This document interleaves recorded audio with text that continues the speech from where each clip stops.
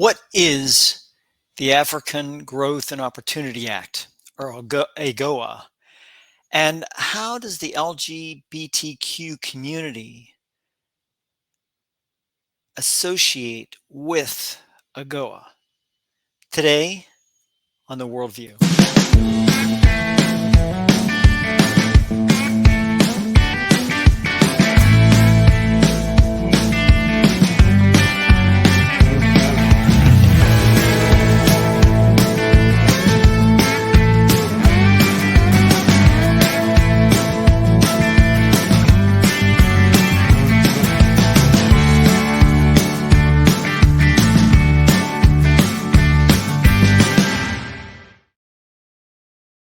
Hi, everybody. My name is Chris Greco. I am the host of The Worldview.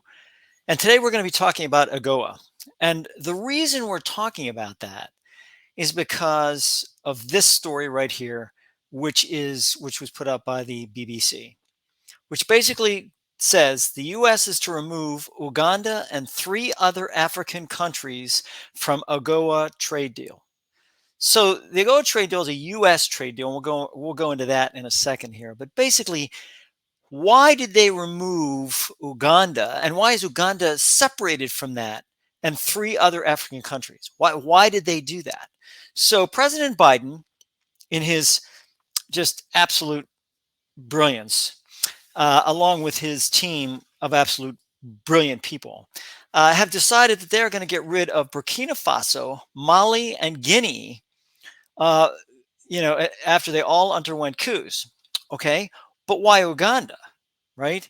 Well, Uganda, because of their gross violations of human rights. And so basically, I mean, this is a 23-year-old act, right? The African Growth and Opportunity Act, or AGOA, right? And basically, what he said the Ugandans are done because of their Ugandan President Yoweri Museveni, that said that several American companies have already stopped importing textiles. Homosexuals in the U.S. are interfering with our export of textiles. So, which fall under AGOA from Uganda because of the passing of the homosexuality law, which is considered to be, not that it is, but considered to be one of the most drastic anti-homosexuality laws in the world, supposedly. So basically, what happens is that's why they're canceling Uganda. So I sat back and I said, "Oh, well, okay, that's America. If they want to do that, why is he really doing this? Is it pressure from the LGBTQ community? Of course it is. It has to do with that. And they are just, they're pulling Uganda away. Now, a couple of things you have to know about Uganda. One is they're currently doing a joint venture with France and China that is going to put an oil pipeline between an area that is really a natural preserve, which is kind of a bummer. But they're going to put a heated pipeline in there, going all the way from there to Tanzania, or Tanzania, however you want to pronounce it. So basically what's going to happen there is that they're going to actually, oil is going to go to both China and France as a result of that. So that'll be interesting. And they're putting in billions of dollars into Uganda and Tanzania to be able to make that happen. So, it says, so that's what's happening there, right? And they're getting rid of Central African Republic, Gabon, Niger, and Uganda, right? So that's what's happening. Gabon has already made no bones about the fact that they are behind Russia. They've voted with Russia on some situations in the Security Council. They've done some other things. They are definitely a Russian. They like Russian law. Central African Republic. They already had the Wagner Group in there. Wagner Group, whatever we're going to call it. So they had them in there. They like Russia. Niger is big on Russia. They want the French out, Russia in. So they're going to do that. And Uganda is one of our main allies in that region, part of the African Union, part of some other areas. And I have a feeling that they're going to go to Russia. So there's a lot of things that are happening right now, geopolitical, that we're going to pay in the long term. Uh, Uganda and passing laws, they can pass whatever laws they want. They are a sovereign nation. If the U.S. has decided to put rules in there that's saying, look, you can no longer be part of AGOA if you are anti-LGBTQ. Fine. So let's talk about this from a long-term perspective, and then let's talk about fairness in the countries that are currently part of AGOA, and are they in violation of this LGBTQ thing that is ongoing in the situation with Uganda? So first of all, let's go back and talk about that. So this is the Office of the United States Trade Representative, and it's the AGOA Act. And basically, what happens is it gives this. This is where it's located. Right here, you have the. I'll tell you what. Let's do this, just so you guys have this, and I think this is important. I'm going to put this right here, just to make sure that everybody has this, because I think this is pretty important. So I'm just going to show this so you can go here and you can see what we're talking about. And the thing that, and it shouldn't upset me, but I put this stuff out every week, and I get no feedback whatsoever about whether anybody's reading or anybody cares.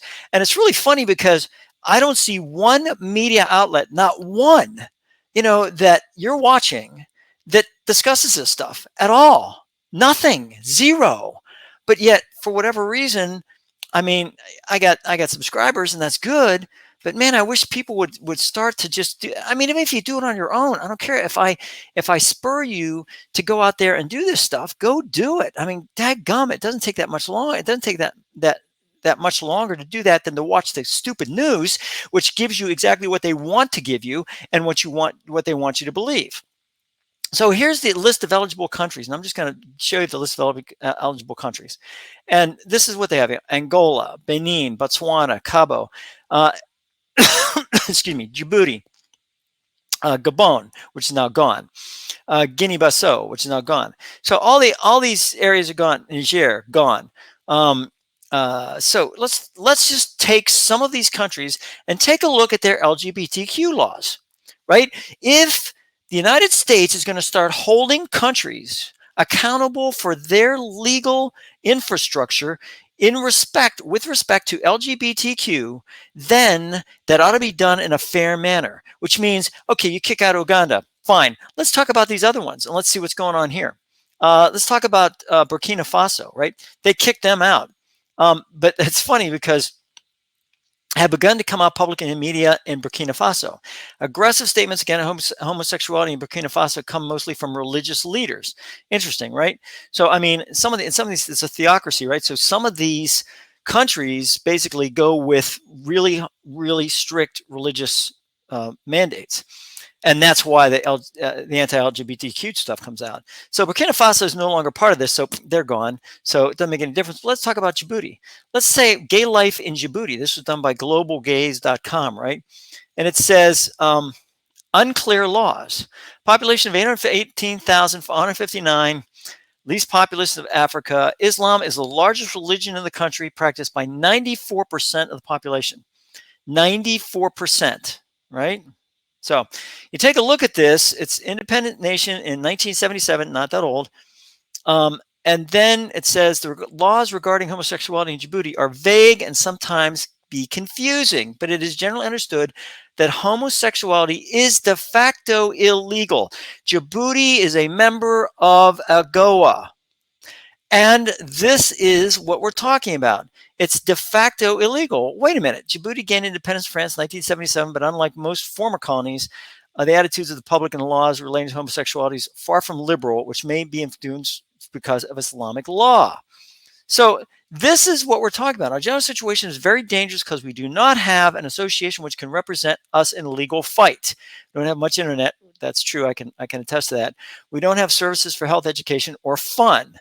So it's funny because 2010 Human Rights Report, U.S. Department of State, there were no known reports of societal violence or discrimination based on sexual orientation. Societal norms do not allow for the public discussion of homosexuality, and persons do not openly acknowledge having a homosexual orientation, unquote. Bottom line is, don't ask, don't tell, right? That brings us back to the 90s. So this is what we're talking about. How come Djibouti is not dumped How come Djibouti is not dumped as a result of AGOA? Yeah, if we're dumping countries because of anti-LGBTQ stuff, why is not Djibouti gone?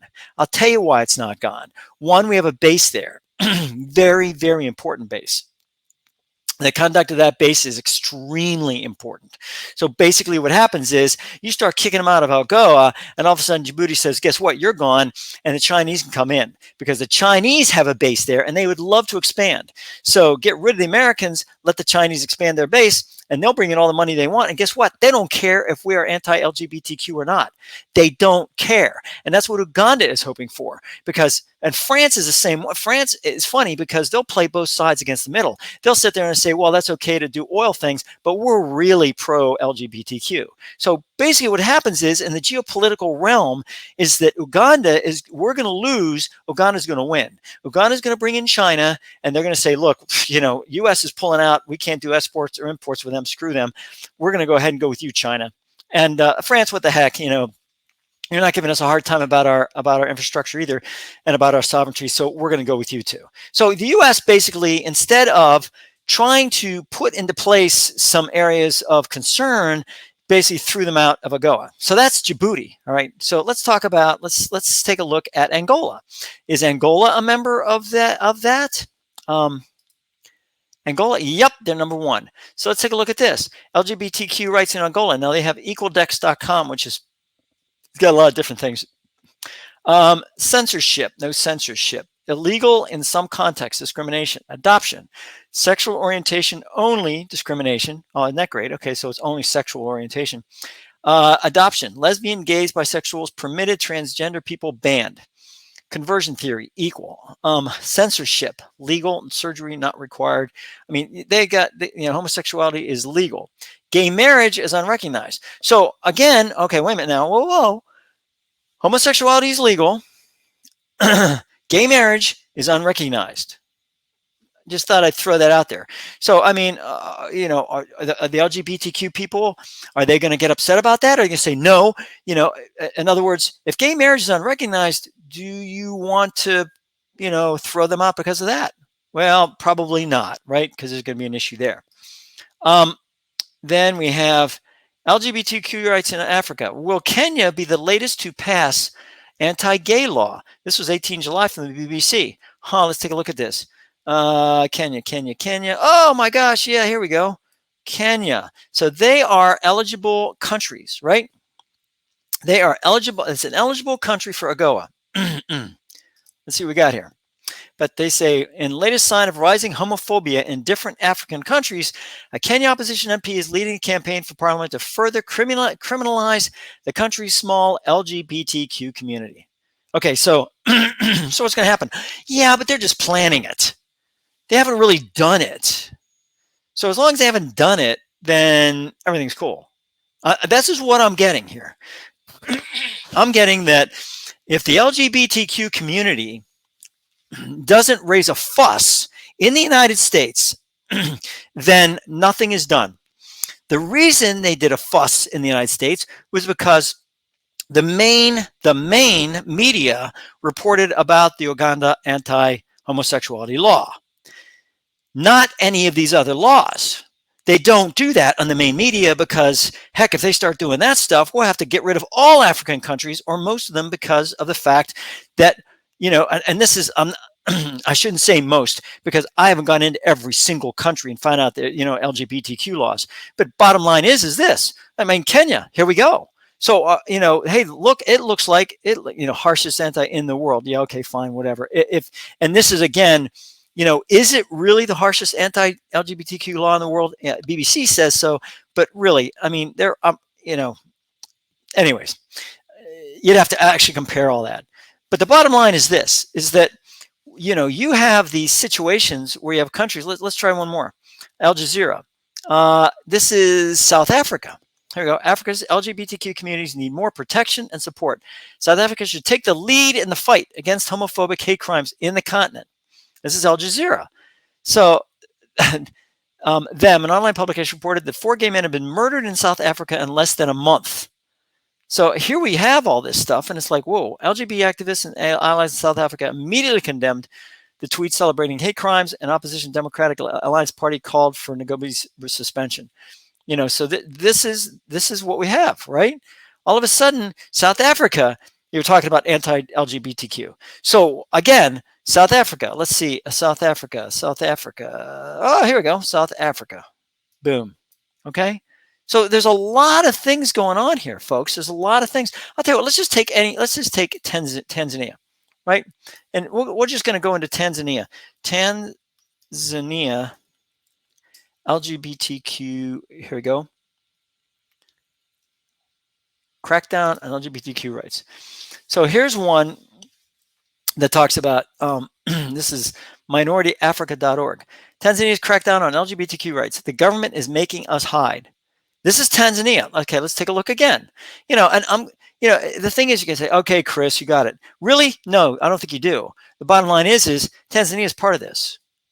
So if you're going to start making rules on who can join and who cannot join an organization, a U.S., right, an act to help Africa that has been in place since 2000, all of a sudden there are going to be new rules. Nope, sorry, but you can't do that if you're anti-LGBTQ. Well, guess what? If you're a lot of these countries are going to say, something, screw you, we're gone. Even though we're not anti-LGBTQ, we're sick and tired of the United States setting all these rules. We're going to go to China.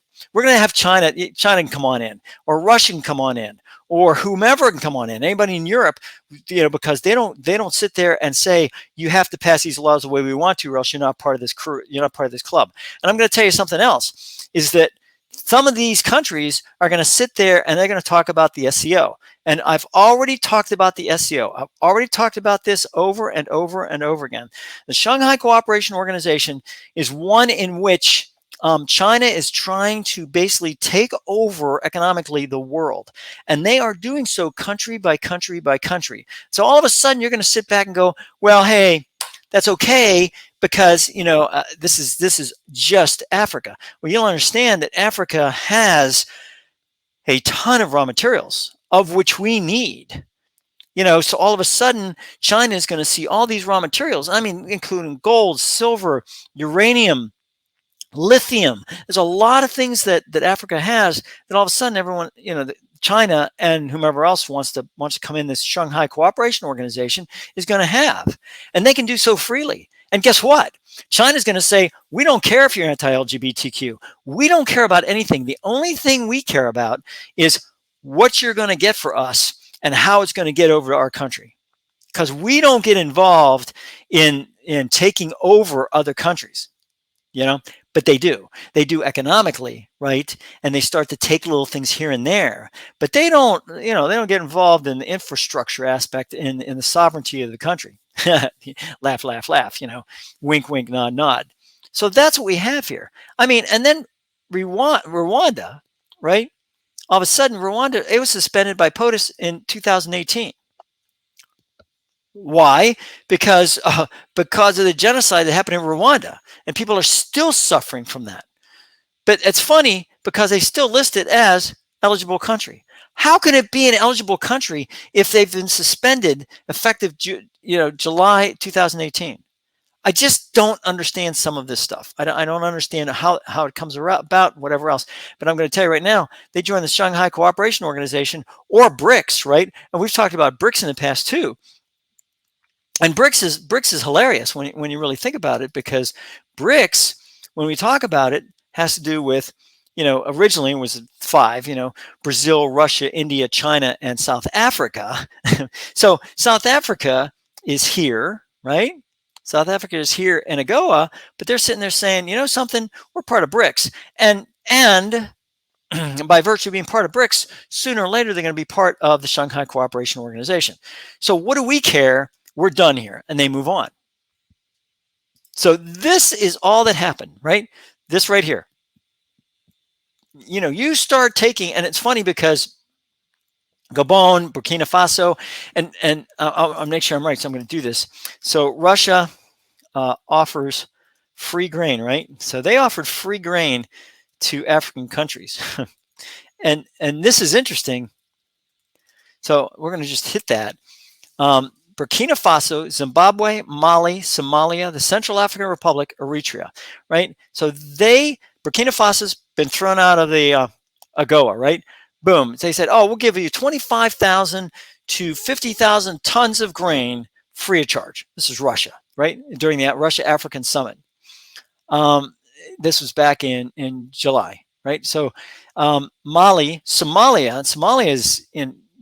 is just it's so messed up. I mean, Somalia has a lot of issues. Right? It's in the Horn of Africa, and it's just got a lot of terrorist issues. I don't know how people can live there, but they do, and it's got to be very tough for them. Mali, which of course they said you're done because of the coup. Russia says, you don't worry about that. We'll give you 25,000, 50,000 tons of grain free of charge. So they're going to say, okay, fine. Central African Republic, they said, they're like, hey, we're going to get free stuff. We're good. With 25,000, 50,000 tons of grain free of charge. Bang. So this is all that. Now, are they really doing this? I mean, are they actually giving it to them at this point? Don't know. I mean, maybe they just made the offer and it's done, right? So that's what's happening with all this, right? And this was in July, and I haven't heard anything about this at all since that's happened. So I mean, this is what's happening when you take a country out of the sphere of the United States, you create a vacuum, and what's going to happen is that vacuum. And this is actually very interesting. That vacuum will be filled by other countries, waiting for the U.S. to say bye-bye. So this is going to be an interesting situation, and here's the guy who's kind of responsible for that. So I mean, it's really sad situation, and by expelling these here, I get the coup thing, I get it. But basically what happened is by expelling Uganda, which is a democratic country, and they made a law based on their parliamentary procedure. And now because they made that law, they lost the United States. Is that going to hurt them in the long run? Don't know. It may or may not. Who knows what's going to happen? So, I mean, that's basically what's happened here. And then, the U.S. trade aspects. When you talk about this, this is from the Department of State, and this talks about and the enactment, professional exchange, all these different things that are happening with that. And every year they're having a AGOA forum, and that's when that's when they started to make these bye-bye different countries in Africa, because you're not doing the things you're supposed to be doing. So this situation. Burkina Faso is I threw that in just because they got rid of them, but they're not that bad. During the last few years, people have begun to come out publicly in the media. So the LGBTQ rights here is probably just as good as Tanzania or some of the other ones. So they got rid of them, right? So. Oh, no, I'm sorry. They did not get rid of Burkina Faso. Excuse me. They did not get rid of Burkina Faso, but you can see that Burkina Faso is, they're having some issues, right? The penal code includes public nuisance, which can be interpreted and used against LGBT persons. So Burkina Faso is part of. Oh, is it? Oh.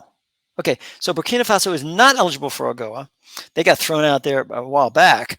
So basically what's happened is that they have LGBTQ that are equal, about the same as some of these other ones that are in here. So what's going on in this situation?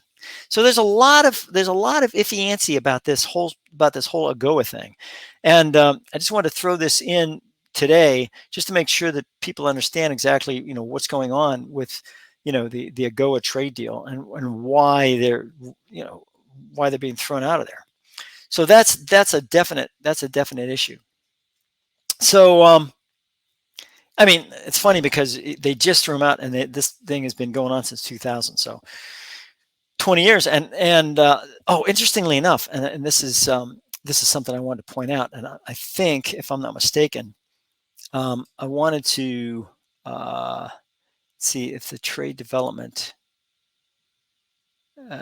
see if this is, I'm hoping that it'll actually have the, no, it doesn't. Okay, so I'm just gonna, I wanted to show the different aspects of AGOA and how that, here we go. So here are the statistics, right? List of eligible countries, the trade statistics in sub-Saharan Africa. So you take a look at this, and you can, the most current ones they have is 2021. So U.S. imports under AGOA, and so it'll sit there and it'll talk about different aspects. 6.7 billion, up 59.5% compared to 4.2 billion in 2020. So, of course, then take into consideration inflation and the rest of that stuff. But basically, this was mostly due to an increase in imports of energy-related products. Energy-related products. Energy-related products. Now, you can take that in a number of ways. You can sit back and you can say, well, lithium, if we had any lithium, if we had any graphite, things like that, that would be energy related. But also energy related goes to oil, goes to natural gas, goes to things like that. So it's, it's really interesting how they can put energy related products, instead of, hey, these were maybe fossil fuel stuff. So this is, here we go, top 5. South Africa, interesting, LGBTQ problem. Nigeria, Kenya, LGBTQ problem. Ghana, and Angola, LGBTQ problem. So, what are we doing here? Top 5 AGOA users, right? So, what all does that mean? And that's why I just wanted to bring this out for you, and I wanted to make sure that you understood how it all kind of melded in the geopolitical aspect here. But the bottom line is either treat the eligible people fairly, or sit back and say, basically, we're being discriminatory, which we are, based on the country and based on what the country is giving us. And sitting back saying, well, if we lose Uganda, we're not going to lose much because the French and Chinese are already making inroads into that.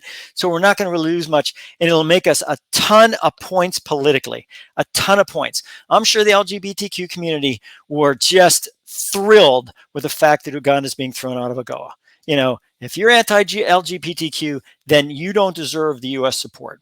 Well, you got to take a look at all the countries and find out which ones are really honest to God LGBTQ and which ones are anti-LGBTQ, and then treat them fairly. And I think that's part of the problem with the United States. We tend to take a look at very short-term gains, and then we end up with long-term losses. And we're going to end up with a long-term loss on this one, because Uganda is going to go with the Chinese influence. And when they do that, and they do, whether they do SCO or BRICS, whatever they're going to do, all of a sudden we're going to find out that these African countries are going to find China as a much better world partner than the United States. And that's going to lead to some problems. And if Djibouti goes, then that U.S. base goes. If that U.S. base goes, Chinese are going to come in and take over that entire area. So again, that's a prediction based on what I know. It's a prediction based on what I researched, and a prediction based on history, because that's what history has shown. People need to study history. As in Waterloo by ABBA, it says the history book on the shelf is always repeating itself. So why don't we just figure that out and go from there? And on that note, I will say goodbye for now from the worldview, and always try to take into consideration a worldview to be able to find out what the media is saying or not saying, and those things that you need to be able to do to be able to find out the truth of the matter. And that's part of what is the worldview. Until next time, this is Chris Greco. Take care.